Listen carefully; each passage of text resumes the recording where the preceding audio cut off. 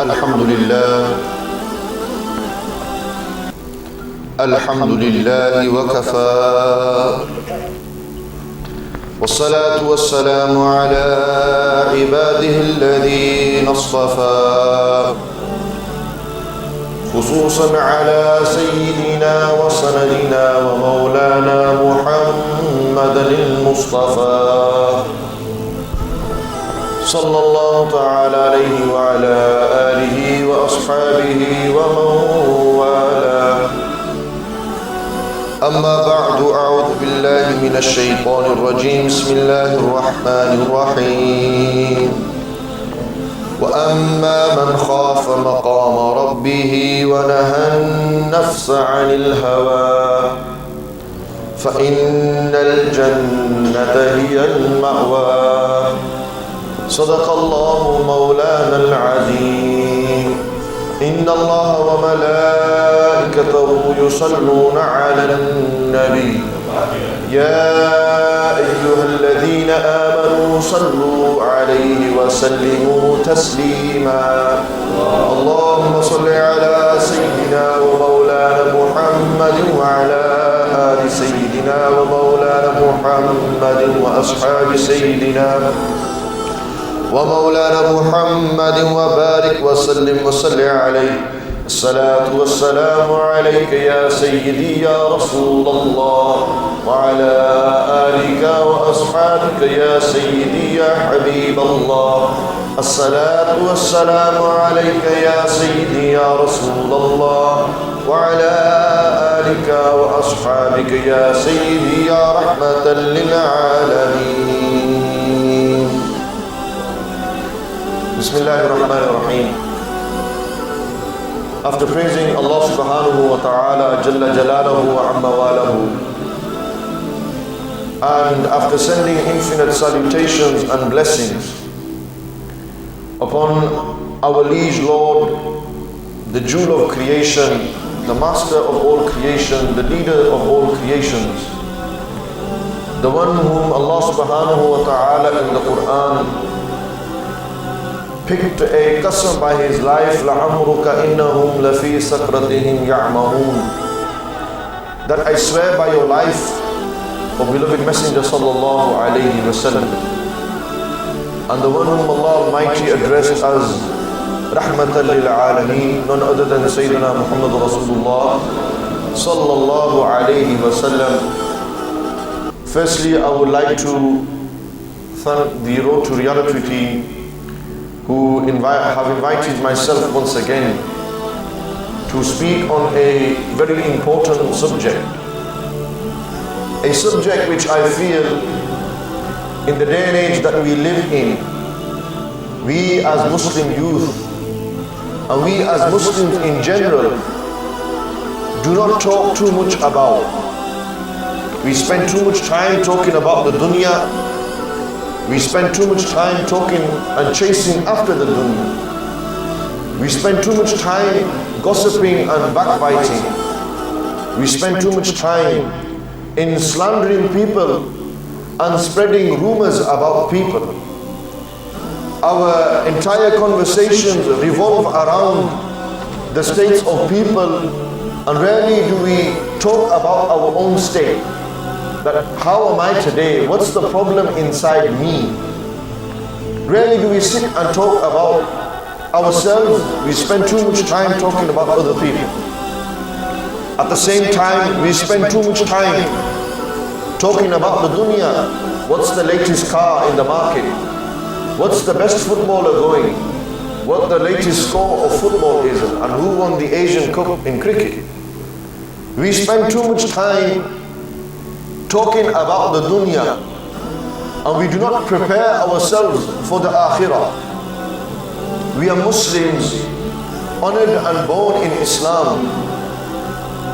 We are honored and born with this religion, the religion which Allah subhanahu wa ta'ala has bestowed upon you.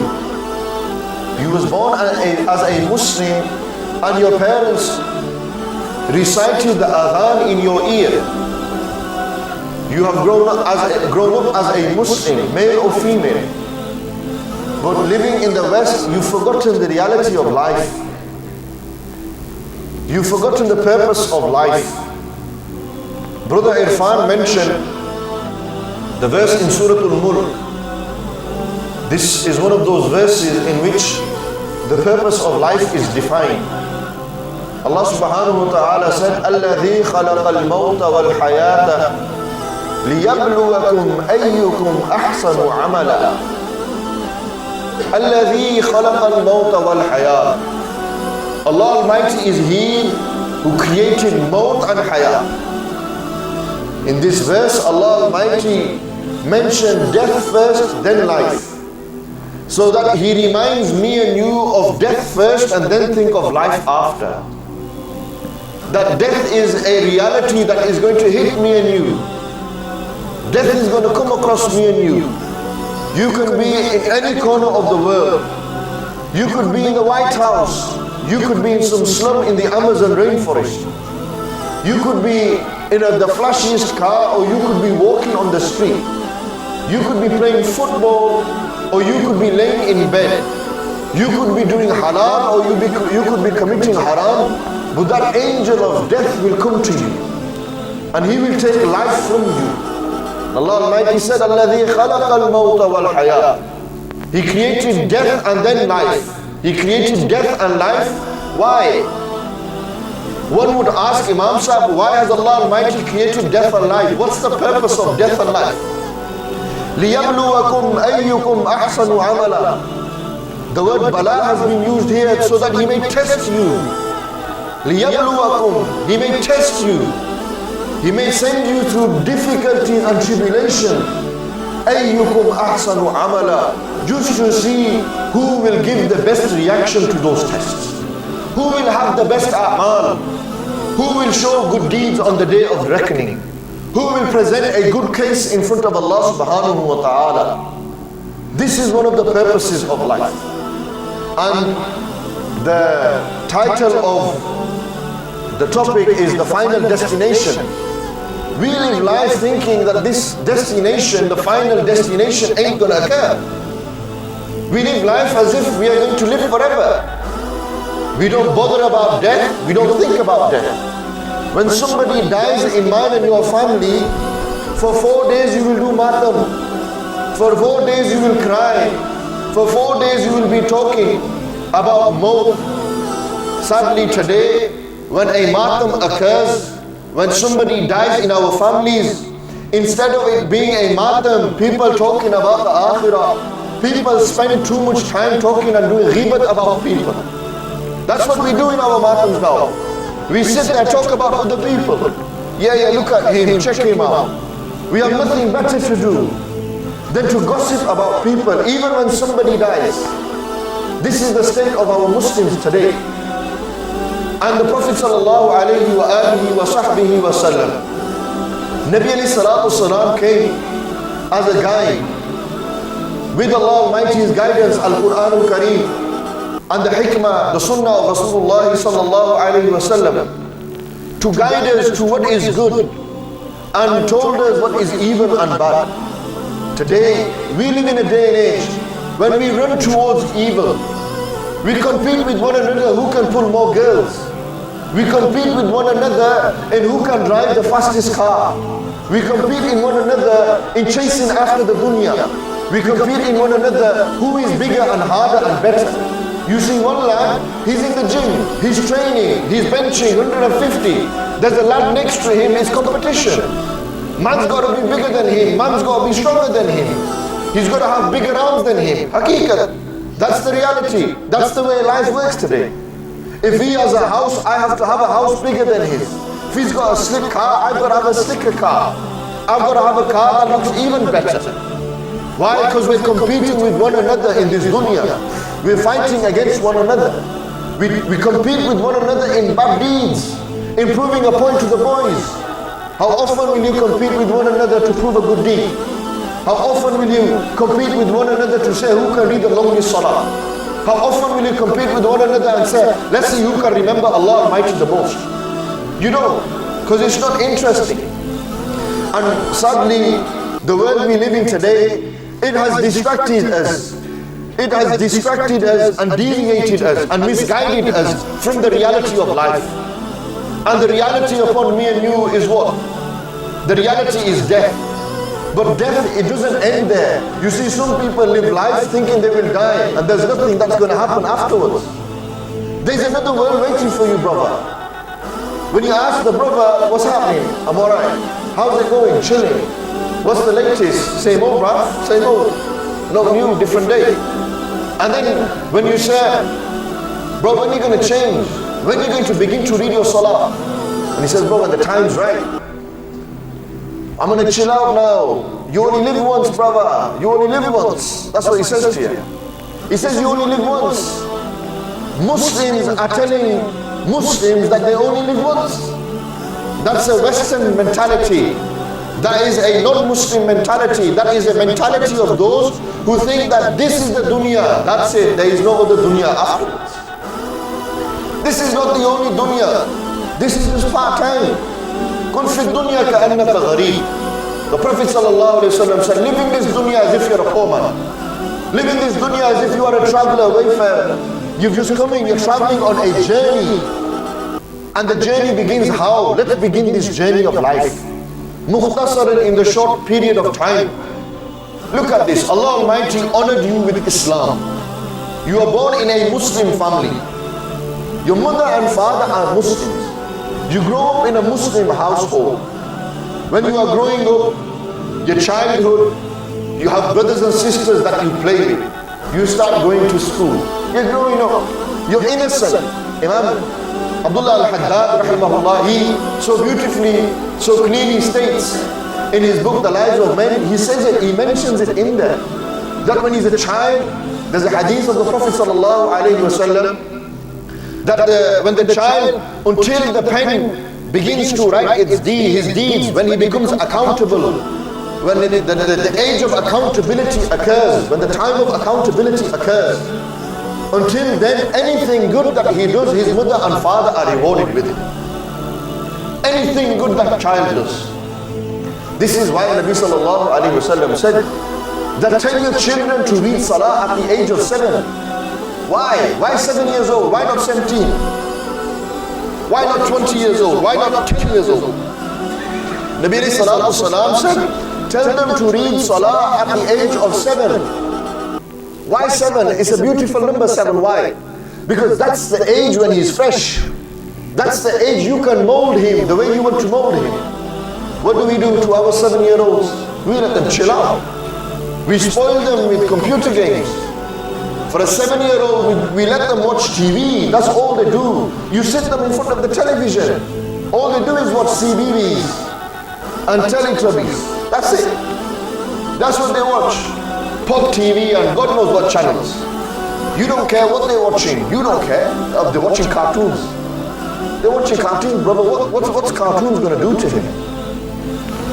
When it's the age to educate and put your son on the path of the deen, that is the most best age. That's the best age to guide the child. Because you know when he's 17 years old and you said, Puttar namaz par. Brother, son, read your namaz. He says, I ain't going to read my namaz now. I'm 17.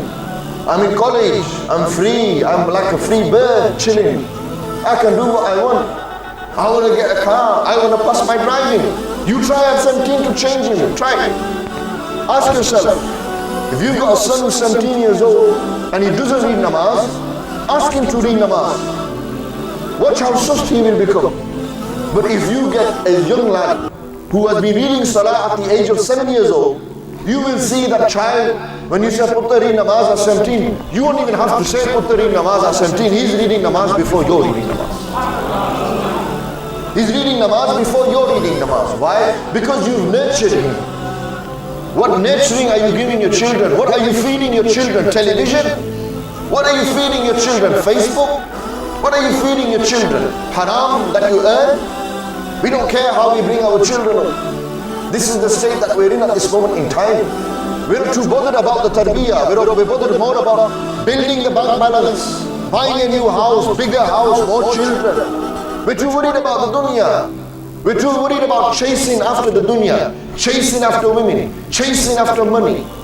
That's what it's about. The child grows up, he starts going to school, and he sees school life, he sees it, and he's growing up, he's interacting with people, he's interacting with non-Muslims, he's living in a society where it promotes free mixing, he's interacting with women, he begins to start flirting with girls, talking to girls, and then eventually he gets to the age of 16. If you don't tell him to read his namaz at 7, how can you expect him at 16? If you don't tell him, my mother was telling me, she said, Putra, I'll give you the advice on tarbiyah. It's the small things that matter at a young age. If he has picked something up that doesn't belong to him at a young age, if he steals something that doesn't belong to him, and you don't stop him, he's going to continue doing that when he grows up. You have to stop him at 6 years old. You've got to prevent it at the age of 8, 9 years old. If he swears at the age of 6, you tell him not to swear. If he swears and he does wrong and he does be'adabi and disrespect towards the parents, you educate him at that age. When children get to the age of 16, 17 and mom says, go get me something, why shall I get it for? Who are you to tell me? These are the answers we give to our parents today. We disrespect our parents. But who do you blame? Where do you turn to? If we gave the right tarbiyah at the age of 6, 7 years old, do you think your son's going to say, who are you to tell me?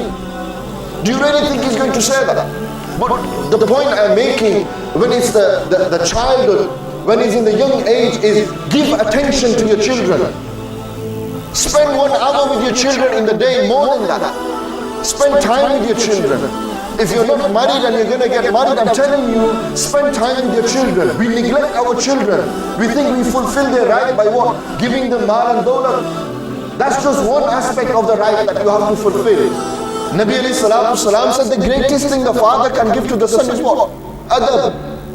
How many fathers are actually giving adab to their children? How many fathers are actually teaching their children respect? You don't see it today. It ain't happening.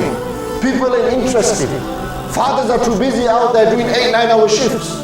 They limit the duty of tarbiyah on the mother. And then the mothers are busy watching dramas. They're busy watching ZTV and watching music channels. The mothers ain't interested in the child. Yeah, washing, clothing, giving food. I've done my neki. Yeah, you've done your neki, but that's just one part of it. What about the child's upbringing, the nurturing? How are you nurturing your children today? Ask yourself this question. If you have children, how are you bringing them up? Are you giving him that freedom?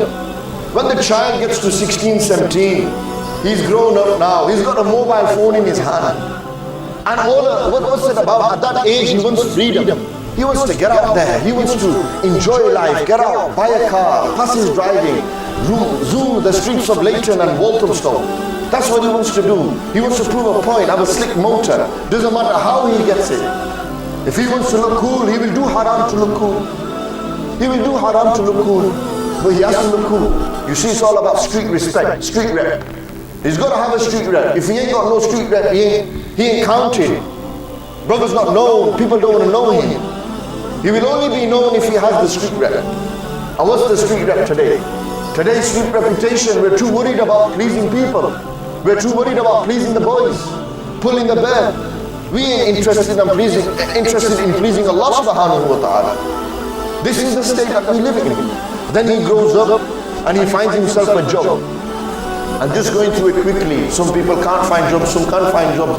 There's different circumstances, I'm just generally speaking here. And he finds a job, then he gets married, then he becomes a parent, he becomes a father. If he himself didn't have good tarbiyah, if he himself disrespected his mother and father when he was a child, when he will have children, why does he expect his own son to respect him now? Why do you expect, number one thing, why do you yourself disrespected your mother and father? You showed dishonor to your mother and father. You were disobedient to your mother and father. And now you are a father, you have children. And if your children dishonor, disobey, disrespect you, why are you surprised, bro? Tell me, why are you so surprised? You shouldn't be surprised. Look at yourself in the mirror. Look at how you were with your mother and father. What goes around comes around, akhi. What goes around comes around. What goes around, what you did to your parents, now you become a parent and you are in a position of responsibility, it'll come around back to you. How are you going to do it?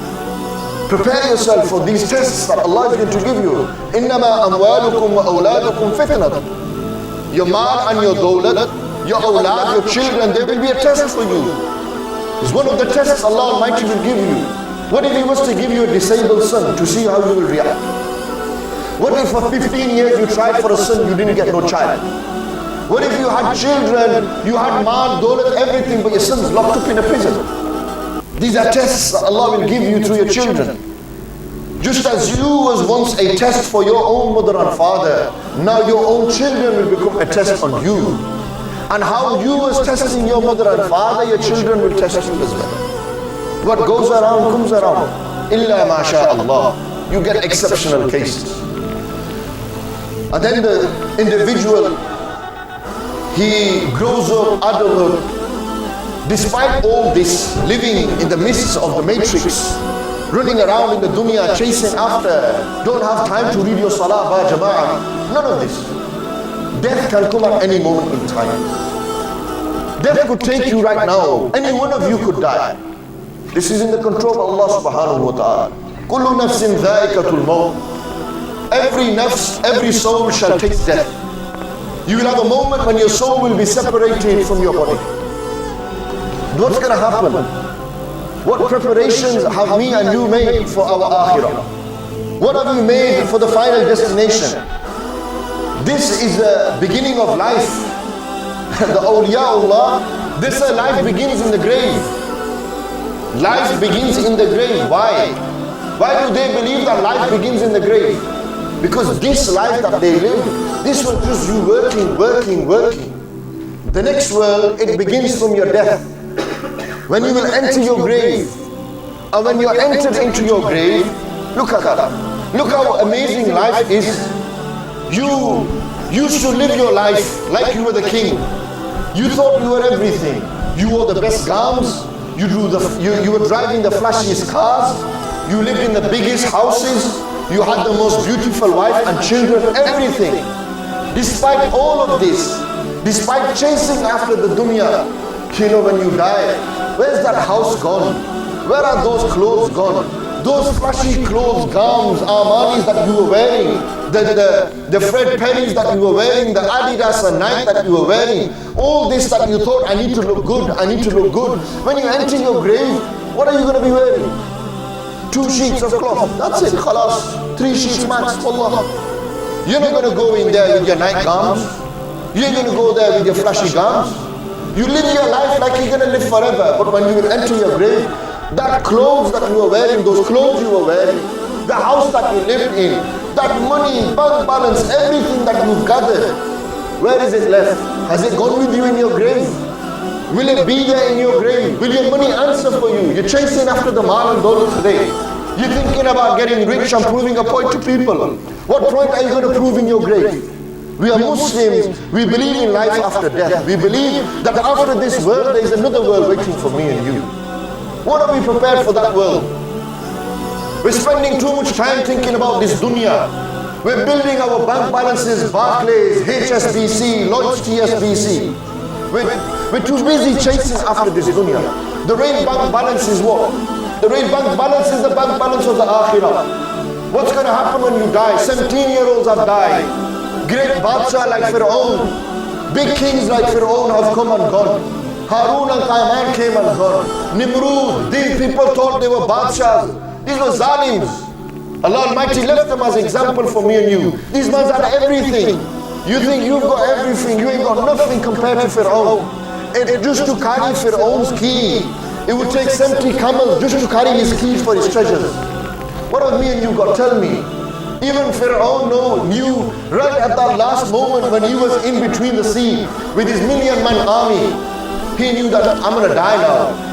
What face am I going to show? Even he thought for a moment, even the thought of death crossed his mind, though his entire life he lived like, yeah, it's me. Bruv, it's me, that's all it is. Fir'aun came, Harun came, Haman came, Qarun came, Nimrud came. These are examples time and time again. Allah Almighty has mentioned these examples in the Quran.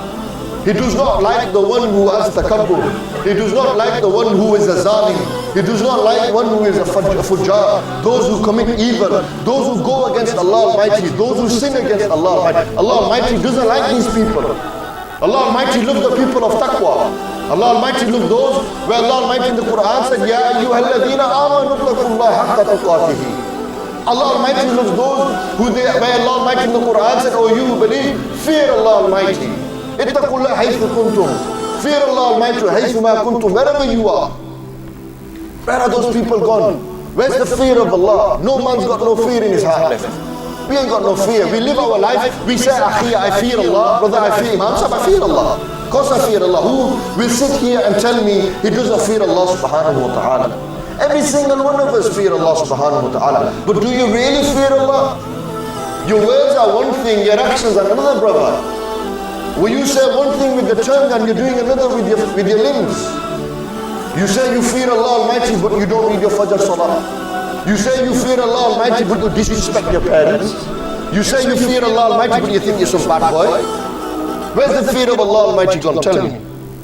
It's just empty rhetoric. It's just words. We need to now start to implement the fear of Allah Almighty into our hearts. When Nabi alayhi salatu wasalam once seen an individual reading salah, and in his salah he was playing with his beard. And Nabi alayhi salatu wasalam said, if his heart had the fear of Allah and the khashiyat of Allah, then you would see his body would have the khashiyat. Because his heart is not connected to Allah, he has no khashiyat and khawf in his heart, that's why he's playing with his beard now, even though he's standing in the presence of Allah subhanahu wa ta'ala. La khashayat qalb, if his heart has the fear of Allah, khashiyat of Allah, if it is humble in front of Allah subhanahu wa ta'ala, you will see his body is going to be humble as well. The heart and the body are connected, there's no fear in our hearts. We live in a day and age where the world wants to make you independent.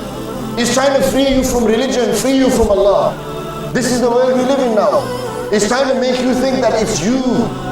So it's giving you flashy cars, it's giving you the dunya, it's giving you everything so that you can think it's you. And he wants you to disconnect from Allah subhanahu wa ta'ala. It doesn't want you to connect to Allah Almighty. Because those who fear Allah Almighty, those who have true taqwa, look in the history, look in history. Any name that you will mention who feared Allah Almighty, what did they have? They had no mal and dawlat. Shaykh Abdul Qadir Jilani, what mal and dawlat did they have? Bahauddin Naqshband, what did they have? Imam Bishr ibn Harith al-Hafi. Look at Hazrat Umar Farooq radiyallahu ta'ala anhu. Umar Farooq had the fear of Allah Almighty. The people who say they fear Allah Almighty, they say it with their tongues. We have become people of our tongues now. Our tongues move a lot. We talk the talk, but bro, we don't walk the walk. We need to start walking the walk. We need to stop talking it. We need to start acting and implementing. And through implementing and acting yourself, you will see that you will help the brother next to you. You begin to help one another. Brother, fear Allah subhanahu wa ta'ala. Wherever you are, whether you are in open, whether you are behind closed doors. Why? Allah subhanahu wa ta'ala clearly stated in the Quran, whenever you read the verses of Jannat and Jahannam, you see that's the final destination. You get into your grave, the angels will test you, you will live through that. Your life in the grave is longer than the life you live in this world. You live 60 years here, and you might live 600, 700 until Qiyamah in your grave. So you're living your life thinking you're living here forever, whereas you will be spending more time in your grave. Common sense dictates to me and you, brother. Common sense dictates to me and you. You will prepare for something that you will be longer at, not the one that you are less. We're here for a short period of time. Common sense dictates to me and you that we need to fear Allah subhanahu wa ta'ala. We need to prepare for our death, prepare for something that is longer. And that is more. That is the alam al-barzakh. That's the world where the souls will be kept. We need to fear Allah subhanahu wa ta'ala more in relation to that. We need to prepare for that more than we need to prepare for anything else. What preparations have you made for death? Nabi alayhi salatu wasalam will sit with his companions, and Nabi alayhi salam said, you know who the clever man is? Let me tell you, the clever man ain't he who has the degree, ain't the one who has he has the PhD, he has the masters. These ain't clever people. They're clever for the dunya. They're clever people now. You know, the people of Allah subhanahu wa ta'ala, the people who fear Allah Almighty, they're clever how? They remember death all the time. He's a clever person because he knows, you know what, I ain't going to live too long. My life's short. One day I will die. One day I will stand in front of Allah Almighty. What face am I going to show Allah Almighty? What face? Ask yourself, what face, if death was to come to me right now, what face will I show to Allah? I've committed so many sins in my life. What face will we show? Tell me. We ain't even ready to stand in front of Allah. وَأَمَّا مَنْ خَافَ مَقَامَ رَبِّهِ, the one who fears standing in front of his Lord. وَنَهَا النَّفْسَ عَنِ الْهَوَىٰ, and he rejects and he rebukes his nafs from the desires. He prevents desires from occurring in his heart. فَإِنَّ الْجَنَّةَ هِيَ الْمَأْوَىٰ, for this Kamil Wali of Allah Almighty, for this Mard Mujahid, this individual who denounces his nafs and desire, the one who fears that he will stand in front of Allah, فَإِنَّ الْجَنَّةَ هِيَ الْمَأْوَىٰ, Jannatul Firdaus is waiting for him. That's the final abode. That's what we have to prepare for.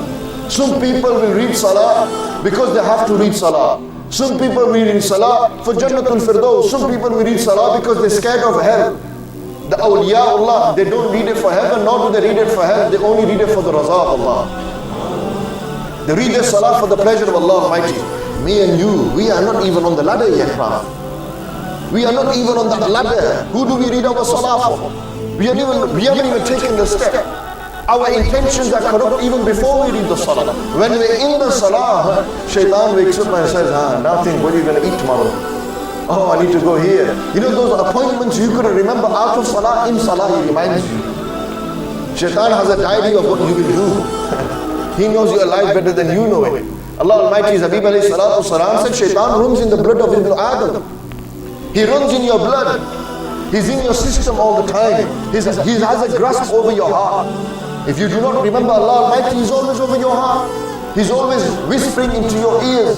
He's always trying to deceive you, misguide you, deviate you from the heart, deviate you from the prostration of Allah subhanahu wa ta'ala. What did Shaitan not do? Shaitan didn't bow down to Allah. Shaitan disobeyed Allah, he didn't bow down. Now if you bow down to Allah, what have you done? You've obeyed Allah. And what does he want to do? He wants you to stop bowing down. He doesn't want you to put your head down for Allah subhanahu. He wants to misguide you. He wants you to do what he did. He wants you to think, I don't need to pray. I don't need to bow down to Allah. Why? This is satanic mentality. We are now living in a day and age where the satanic mentality is being adopted by our youth. And they're being distracted, misguided, deviated from the heart, deviated from the truth. Allah subhanahu wa ta'ala in the Quran, whenever you see again the final destination, you go through your grave, then you will stand on the day of reckoning.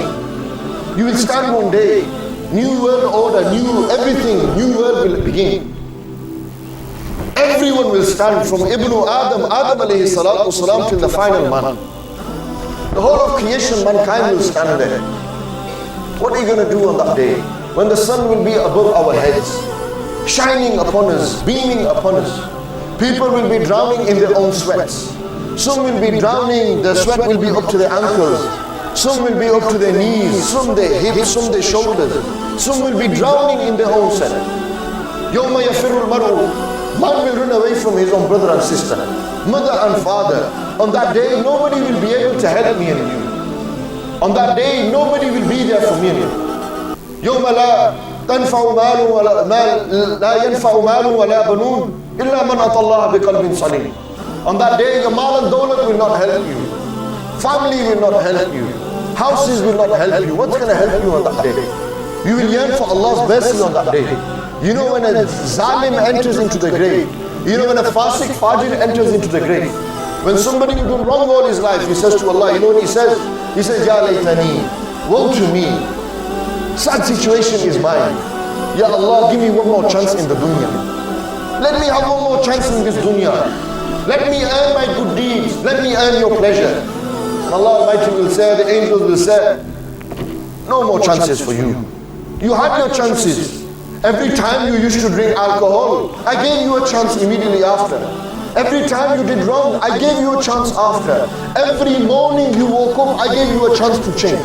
Every night you went to sleep, I gave you a chance to change. You didn't take heed. You didn't learn from this lesson. And now you are asking for another chance. What answer will we give to Allah subhanahu wa ta'ala? We will be reckoned for our deeds. Today, we do wrong behind closed doors. We rob people, we nick from people, we swear at people, we disrespect, dishonor people, we cut off ties and rights between people. We disobey, disrespect Allah Almighty. Tomorrow, do you think we live this life? We will do everything, and then tomorrow Allah is not going to ask you, what did you do in your life? Tell me. Your whole register, everything you did, it will be replayed in front of you. Your whole life will be replayed in front of you. You will stand there on the day of reckoning in the presence of the Almighty, and your whole life will be replayed in front of you. And one by one, Allah subhanahu wa ta'ala will stop and ask, did you do this? Did you not do this? Did you do this? Did you not do this? And on that day, Allah Almighty in Surah Yasin, Allah Almighty said, that day the mouth will not speak. Allah Almighty will seal the mouth. Allah Almighty will seal the mouth. And Allah Almighty will say, tell his hand to now speak. Tell his eyes to speak. And they will not speak for him, they will speak against him. The land that he sinned on, the land he thought he was everything, takabbur akar, he thought he was the bad man, that land will speak against him. These all will be witnesses against you. What have you done? Why are we committing sin? We need to go back to the originals and the basics of the deen. We need to think like the great Sahaba Ridwanullahi ta'ala alayhim ajma'in. Hazrat Abu Darda, these Sahaba, well, how did they used to think? It's simple. They used to think in the fear of Allah subhanahu wa ta'ala. One day Hazrat Abu Zar al-Ghifari radiyallahu anhu and Hazrat Abu Abdurrahman Mu'adh bin Jabal radiyallahu ta'ala anhu, two very famous great companions, Zahid companions, the Gulams of Rasulullah sallallahu salam. They were with Nabi alayhi salatu salam, and Nabi sallallahu alayhi wa sallam said, ittaqillah haythu ma kunta wattabi' as-sayyi'ata al-hasanata tamhuha wa khaliqin nasa bi khuluqin hasan. Muttafaq alayhi, Bukhari, Muslim hadith. Nabi alayhi salatu salam said, O Muaz, O Abu Zar, ittaqillah, fear Allah Almighty haythu ma kunta, wherever you will be. Wherever you are, fear Allah Almighty. What does the fear of Allah Almighty mean? You know what taqwa is? Taqwa in simple English is God consciousness. You are conscious and aware of Allah Almighty. You are always worried Allah is watching me. Haqiqat, we live a life where we don't think Allah is watching. I'll tell you how it works. This is how degraded our iman has got. This is how low our iman has got. I'll tell you how it is. It's simple as this. You know, you're driving at 60, 70 miles per hour on a 40 mile per hour road. And all of a sudden you see these sirens go off. You know the fear that comes into the boy's heart. He puts his seatbelt on. He slows down. I don't want to get points on my license. If I get points on my license, gone. Look at how much he fears the police. He does something wrong with a girl, he fears his mother and father will find out. He will do everything to cover it. Look at how much he does. For the dunya, for people of the dunya, how much he fears. Sharm o haya karo. Fear Allah Almighty. Allah Almighty is watching what you do. We don't fear Allah Almighty just because we can't see Him. Just because there is no siren that is going off when it's chasing you, doesn't mean Allah subhanahu wa ta'ala doesn't exist, brothers and sisters. Allah Almighty exists. He sees everything that you are doing. He's given me you and life. He's given us everything. Do you not think He knows everything?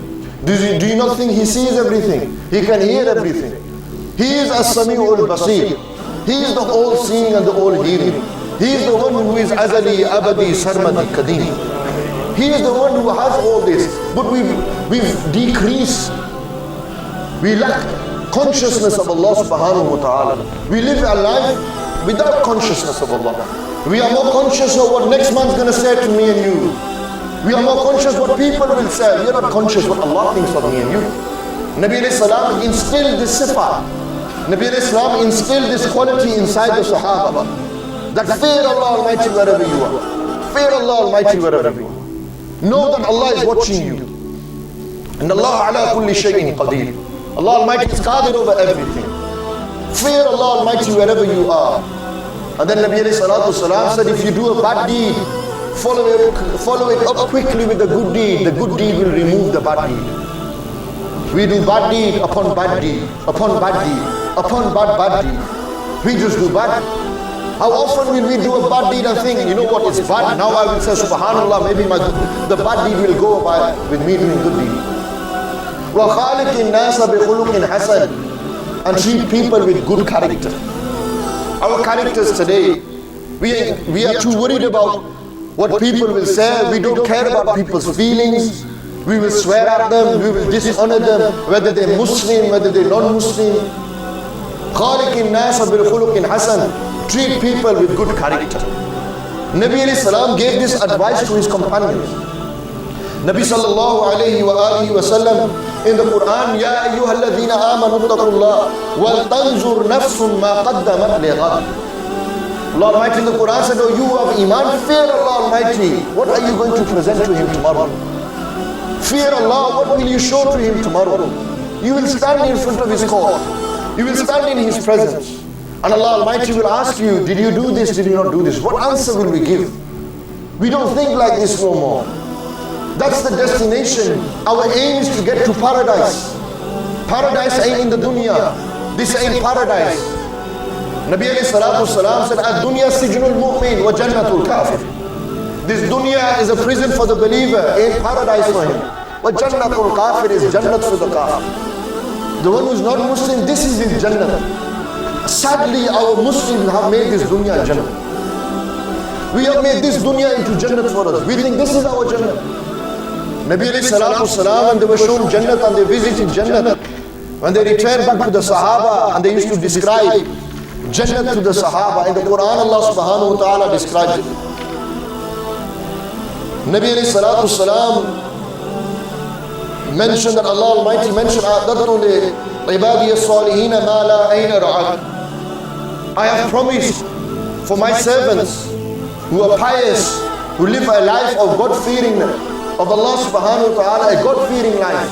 I have promised them something which even the eye has never seen. I promised them something the ears have never heard, the nose has never smelled. I promised them something which even the mind cannot comprehend. What's that? That's the final destination, bro. That's the final destination.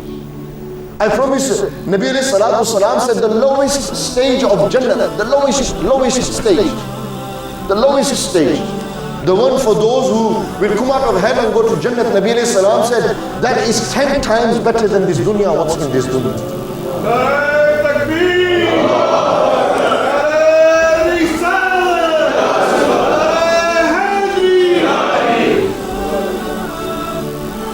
Nabi alayhi salatu wasalam, Allah Almighty in the Quran said, مَثَلُ الْجَنَّةِ الَّتِي وُعِدَ الْمُتَّقُونَ. What is Jannah? Jannah is that what is promised for those who have taqwa. Those who fear Allah Almighty, Jannah is for them. Allah Almighty said that rivers will be flowing underneath their feet. They will be residing in paradise, chilling in paradise. That's the life, that's the destination that we need to aim for. But for that, you have to live a life of difficulty in the dunya. What do you expect it easy to be in the dunya? Do you think Nabi alayhi salatu salam could have had Jannat years they wanted? But no. Nabi alayhi salatu salam knew that I have to teach my Sahaba, I have to teach my companions that this world is a test. This world is just temporary. It's a moment. Lamhul basar. It's just a moment. You blink your eyes and next thing you know it, you're dead. And then a new world begins. A world in the grave begins. A new world on Qiyamah will begin. And you will be washed, and those who are people of Jannah, they will be residing in Jannah. They will be chilling in Jannah. But equally on the other hand, imagine you live your entire life with sin. Imagine you wrong Allah Almighty, you wrong people. Can you imagine how the hellfire will be? Nabi alayhi salatu salam said the fire of hell, if it was to burn you, it will cause more harm to you, 70 times more harm to you than the fire in this dunya. Put your hand into the fire, how does it feel? 70 times more. And you know what the punishment of the people of hell is? It doesn't happen once and stop. It continues to happen until you repay back. Until what's due for you, what you have earned through your bad deeds is repaid. It's up to you. You have a choice. You can walk towards the path of Jannah. The Nabi alayhi salatu salam said, the path to Jannah is not a path of roses. Ain't easy to go to paradise. It's hard, it's difficult. You've got to struggle, you've got to bleed. It's full of thorns and pricks. Jannat is decorated with thorns and pricks. Imagine Jannat with thorns and pricks. Barbed wire, it's got barbed wire everywhere. You know what happens when you try to cross barbed wire? You start hurting yourself. And you have to take the pain, you have to fight through the pain. You've got to fight through your desire. وَأَمَّا مَنْ خَافَ مَقَامَ رَبِّهِ وَنَهَى النَّفْسَ عَنِ الْهَوَىٰ. He who fears standing in front of his Lord and he rebukes his nafs and hawa, his desire, إِنَّ الْجَنَّةَ هِيَ الْمَأْوَىٰ. Jannat is the place for these people. Jannat is for who? The people of taqwa. The people who fear Allah subhanahu wa ta'ala. Who are these people? Sayyidina Abu Bakr as-Siddiq radiyallahu ta'ala anhu, whenever they used to sit on the mimbar of Rasulullah alayhi salatu wasalam, they used to say, Amma ba'd, fa inni uthikum bi taqwa Allah. After Amma ba'd, after praising Allah Almighty and His Habib alayhi salatu wasalam, they would say, Amma ba'd. Thereafter, inni uthikum bi taqwa Allah. Allah Almighty has commanded us, you have been given, the wasiyat has been given to you, that fear Allah subhanahu wa ta'ala. When Sayyidina Abu Bakr Siddiq would be on their deathbed, how was Sayyidina Abu Bakr Siddiq? He called Sayyidina Umar and he said, Ittaqillah ya Umar. First thing they said, O Umar, fear Allah Almighty. Fear Allah Almighty. These people ruled the world with fear of Allah subhanahu wa ta'ala. They were scared. Sayyidina Umar used to say that if a donkey died on the banks of a river, I will be accountable for it on the day of judgment. Today, look at our Hukmran. Look at our leaders sleeping in big mahalle and houses. And people are dying, suffering from poverty. They're filling their own pockets. Where are the likes of Umar gone today? Where are the Umar bin al-Khattabs gone today? They're not here no more. That adl and justice and insaf is not here no more. Today we live in a time of be'adali, be'insafi. We live in a time of be'sharmi and be'hayai. This is the day and age we live in. Sayyidina Umar radiallahu anhu, out of the fear of Allah Almighty, is such a great companion. Nabi sallallahu salam said, "Lo kana ba'di nabiyyun la kana Umar ibn al-Khattab." Had there ever been a Nabi after me, it would have been Umar ibn al-Khattab. Is narrated, Sayyidina Umar used to have in the description, in the physical description, Umar ibn al-Khattab radiallahu anhu, Umar Farouk, they would have two black streaks in their cheeks. Why? Because at night, during the day, they would handle the affairs of the believers. They were the ones who introduced, when they seen the woman and she was crying because nobody could feed the son. Hazrat Umar said, you know, the treasury, we will portionize one of it for child benefit. We will give benefit to the children. Today, what treasury is there in our countries? Look at the state of Syria.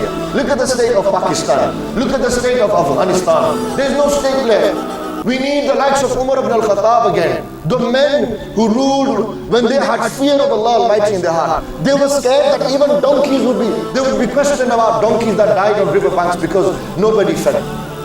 Today, we need to reinstill the fear of Allah Almighty, because those who fear Allah Almighty, Jannatul Firdaus, the final destination is theirs.